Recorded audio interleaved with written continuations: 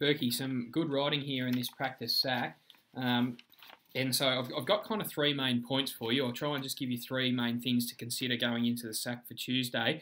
And so the first one is for you. I just think maybe, again, just the start is a little bit too general. I feel like it's a little bit too intro-y, the first paragraph. And my advice and my tips for everyone, I guess, is really just try and get straight into it. So whatever the prompt is, you don't need a paragraph at the start that sets up the rest of your essay. In fact, I think, you could think of, if you're going to do this reflective expository type response, I would suggest get straight into it.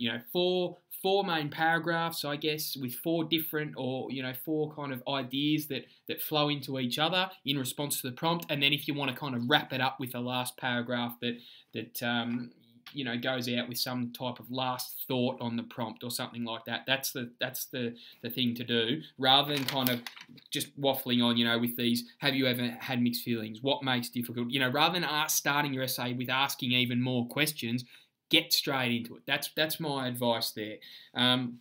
Again, just intro the texts and ideas first. You kind of dump the book thief in there, so give it some context.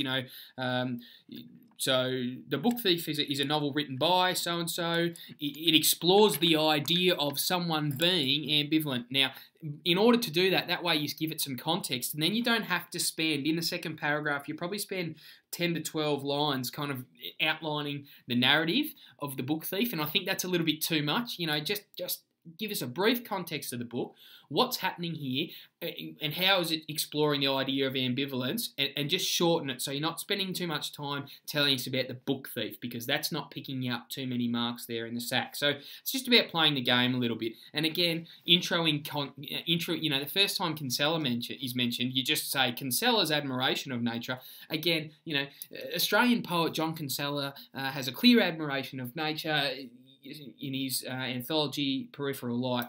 Many of these poems explore blah blah blah, and again, just set it up the first time you mention it. So that's these are some things that you can kind of fix straight away.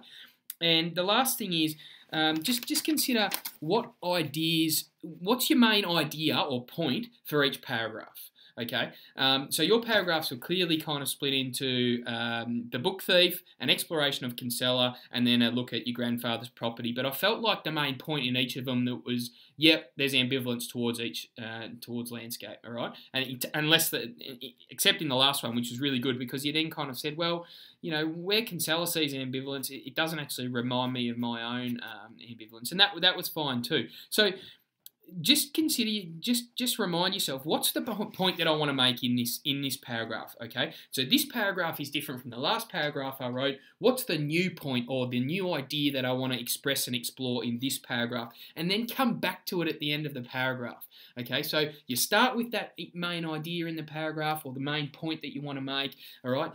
Sure, use Kinsella, use the book thief, use your grandfather's farm, excellent. But then at the end of the paragraph, wrap it up. Come back to that point, bring the prompt into it, okay, and leave no doubt in the reader's mind what you're trying to do there. So that's the main points there. I could see that you were using some of those sentence starters and transitional words and phrases. That's excellent. We want to see that. Bank a few of those away. Try and bring them into your writing in the sack under exam conditions.